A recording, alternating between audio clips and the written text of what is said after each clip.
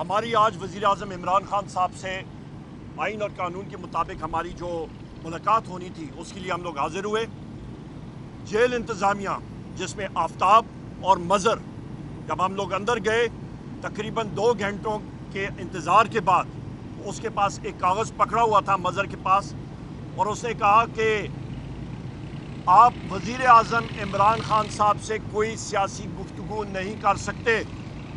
मैं वाज़ेह कर दूं, ये अहकामात जो ISI और MI का नया कर्नल इधर आया है और आपका मेजर आया है, वो इसके अहकामात थे। ये अभी अपनी फुर्तियाँ दिखाने के चक्कर में है। मैं आपसे पूछता हूँ कि हमें कौन ये रोक रहा है?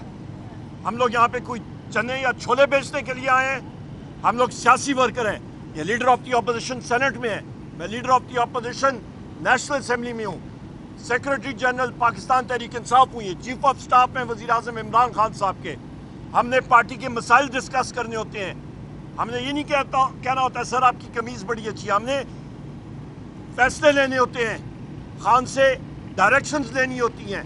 ये कौन सा कानून है जो हमें अलाउ नहीं करता, इजाज़त नहीं देता? मैं पूछता हूँ, नवाज शरीफ इनका क्या लगता था? शहबाज शरीफ क्या लगता था? ये बाकी लोग क्या लगते थे? यहाँ पे 45 लोग आके खाबे खाते थे, बूफे होता था। यही जेल इंतज़ामिया उनके सामने हाथ पकड़ के गुलामों की तरह मातहत खड़ी होती थी।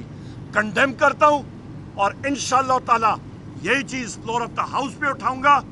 और मैं देखता हूँ कि ये मोहसिन नकवी हो, ये मरियम नवाज हो, ये शहबाज शरीफ हो, ये होम सेक्रेटरी हो, ये वो टाउट IG पंजाब पुलिस हो, टाउट IG जेल खाना जात हो, होम मिनिस्टर हो, होम सेक्रेटरी हो, इन सारों को हम लोग लाइन हाजिर करेंगे और पूछेंगे कि ये कैसे हुआ, ये क्यों हुआ, और ये हमारी इस्तिकाक जो है वो मजरू हुआ। मैं इसको बर्दाश्त बिल्कुल नहीं करता, मैं इसको कंडेम करता हूँ। पाकिस्तान तहरीक इंसाफ इसको कंडेम करती है। बहुत शुक्रिया शिबली साहब। जी बिस्मिल्लाह रहमान रहीम। जिस तरह के उमर अयूब साहब ने बात की कि हम आज अगर गए खान साहब से मिलने, तो ये एक तयशुदा मुलाकात थी। ये हर जुमेरात को ये तय हुआ है कि हमारी पार्टी के 6 लोग खान साहब से मिलने जाएंगे। ये बाकायदा अप्रूव शुदा है, ये कोई नई बात है नहीं। आपको मालूम है, सारी कौम को मालूम है कि हम यहाँ पे आके खान साहब से मिलते हैं और उनके साथ एक तबादला ख्याल होता है। अब हम सियासी जमात, सियासी ऑफिस होल्डर्स हैं, जिसमें कि सेनेट को रिप्रेजेंट कर रहे हैं और नेशनल असेंबली को रिप्रेजेंट कर रहे हैं। ऐसे हालात में अगर 2 पुलिस के एक डिप्टी सुपरटेंडेंट आके वो हमें धमकी देता है कि कानून पढ़ता है कि जी अगर आपने सियासी गुफ्तगू की तो फिर कानून अपना रास्ता लेगा। मतलब क्या है? मतलब यही है कि ये धौस थी, और हम न सिर्फ कि एक पार्टी के रुकन हैं, न सिर्फ कि हमारे एक ओहदे हैं हमारे पास, इलेक्ट किया हुआ है MNAs को, अपने उमर अयूब साहब को नेशनल असेंबली में, और हमें इलेक्ट किया हुआ है खैबर पख्तूनख्वा की। हम इलेक्टेड लोग हैं और उसके साथ साथ हम अपने दोनों हाउसेस में रिस्पेक्टिवली लीड कर रहे हैं। अगर इस तरह की बात है तो फिर हमें ये भी कहें कि आप पार्लियामेंट में भी बात न करें, सियासी बात नहीं करें, वहाँ पे भी हमें बात यही करनी चाहिए कि जी आज मौसम का हाल कैसे है, ये आपने जो कमीज़ ख़रीदी है ये कौन सी है। ये बहुत मज़ा का खेज़ बात हो रही है। ये जो नए ज़ाब्ते, नए लोग जिस तरह से एक सियासी माहौल को ख़राब कर रहे हैं, और यही वजह है कि मुल्क आज तबाही के गड्ढे में गिर चुका है।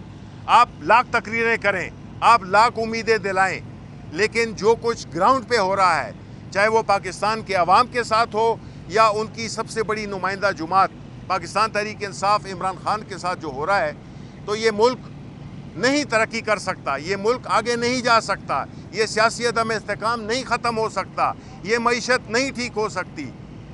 अवाम जो महंगाई के बोझ तले दब गए हैं, उनके लिए आप उम्मीद भी ख़त्म कर रहे हैं। और ये जो इस किस्म के जो आज हुआ है हमारे साथ, ये इस बात को कंफर्म करता है कि जो भी अहले इक़्तिदार हैं वो नहीं चाहते कि इस मुल्क का एक मुस्तकबिल हो, एक रोशन मुस्तकबिल हो। वो यही कानून ज़ोर से, डंडे से इस मुल्क को तबाही की तरफ ले जा रहे हैं। और ये बिल्कुल हमारी जो सियासी जदोजहद है ہم نے قانون اور آئین کے درمیان رہتے ہوئے اپنی سیاست کی ہے، اور آج کا یہ اپرووڈ ملاقات، اس میں یہ کنڈیشن ڈالنا کہ آپ سیاسی گفتگو خان صاحب کے ساتھ نہیں کر سکتے، یہ بالکل ان ایکسیپٹیبل ہے۔ ہم بھی اس کو اپنے فلور آف دا ہاؤس میں بھی اٹھائیں گے اور ہم کورٹس میں بھی جائیں گے۔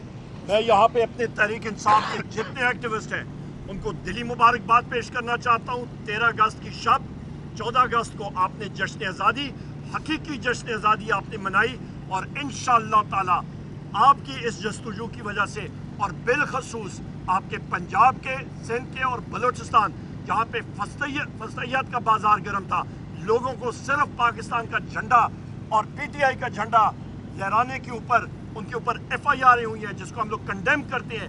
میں اپنے تمام پی ٹی آئی ایکٹیوسٹ کو میں سلام پیش کرتا ہوں، بالخصوص پنجاب، آپ کے سندھ اور آپ کے بلوچستان کے ایکٹیوسٹ کو بہت شکریہ۔ سوال ہے جنرل فیض حمید صاحب کے حوالے سے جو آپ بات کر رہے ہیں، وہ آرمی ایکٹ اور فیلڈ جنرل کورٹ مارشل وہ اپنا رستہ خود اختیار کرے گا۔ اس ڈپارٹمنٹ کا ایک ڈپارٹمنٹ ہے آرمی مسلح افواج بھی، وہ خود بخود اپنا رستہ اختیار کرے گا، اور قانون اپنا ان کے پاس حق ہے جانے کا ہائی کورٹ میں۔ جہاں تک وزیر اعظم عمران خان صاحب کی بات ہے، وہ تو وزیر اعظم تھے اور دلوں پہ آج بھی رائج کر رہے ہیں۔ آپ یہ دیکھیں کہ جن لوگوں کو فوج کے بارے میں معلوم نہیں، ڈی جی آئی ایس آئی جو ہے وہ اپنا چپڑاسی بھی نہیں رکھ سکتا، وہ محرون منت ہوتا ہے آرمی چیف کے۔ D G I S I ریڈیٹڈ پاور لیتا ہے آرمی چیف سے، اس وقت آرمی چیف تھے جنرل باجوہ۔ تو جو چیزیں بھی ہوئی ہیں تو جنرل باجوہ صاحب سے پہلے پوچھیں کہ جی آپ کے کمانڈ کے نیچے بحیثیت آرمی چیف یہ چیزیں کیوں ہوئی۔ نمبر 1، اس پہ کور کمانڈرز بھی ہیں، اس پہ جنرل فیض بھی ہیں، اس پہ بہت سارے، یہ سارے کے سارے جو ہیں پھر ساروں کو سامنے آنا چاہیے۔ اور فیلڈ جنرل جی ٹیکنیکلی وزیر اعظم کے نیچے آتی ہے، پر آپ کو معلوم ہے کہ ڈائریکٹلی وہ آرمی چیف کو رپورٹ کرتی ہے۔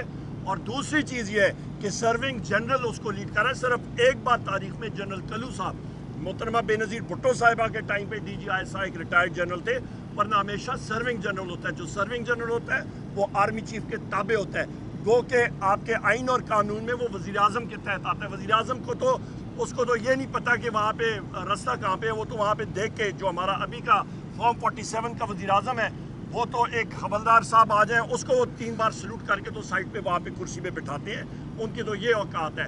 تو یہ آپ کو حقیقت سامنے آنی چاہیے۔ اور دوسری بات، ان کے اوپر یہ ٹاپ سٹی کا جو الزام لگا ہے، تو ہم لوگ ایک بات اور پوچھنا چاہتے ہیں کہ جناب جو افسران اور انسپیکٹرز آئی ایس آئی کے جا کے انہوں نے وہ نقدی اماؤنٹ ادھر سے لی، ان کے خلاف بھی پھر وہ ہونا چاہیے، فیلڈ جنرل کورٹ مارشل ہونا چاہیے۔ پھر ہمارے تحریک انصاف کے ایکٹیوسٹ خواتین اور ہمارے مرد لوگوں کے گھروں میں، اس پہ آئی ایس آئی تھی، ایم آئی تھی، آئی بی تھی، فیلڈ انٹیلیجنس یونٹ تھی، اسپیشل برانچ تھی، یہ جا کے وہاں پہ ان کے گھروں میں توڑ پھوڑ ہوئی ہے، چوریاں ہوئی ہیں۔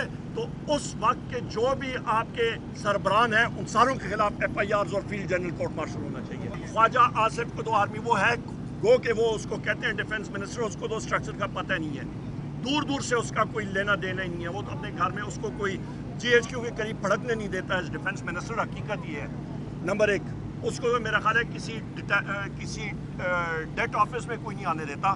دوسری اہم بات یہ ہے کہ وہ ایبٹ آباد میں ایک اینیمل ٹرانسپورٹ ہے نا، وہاں پہ آپ کی جہاں پہ خچرے وہ سیاچن کے لیے رکھتے ہیں، وہاں پہ اس کو نہیں گھسنے دے کوئی۔ نمبر 1۔ نمبر 2، آپ والی بات، جو ڈی جی ایم آئی ہوتا ہے یا ڈی جی آئی ہوتا ہے وہ ڈائریکٹلی تابع ہوتا ہے آرمی چیف کے، تو لہٰذا جنرل باجوہ سے یہ سوال ضرور پوچھیے گا۔ بہت شکریہ۔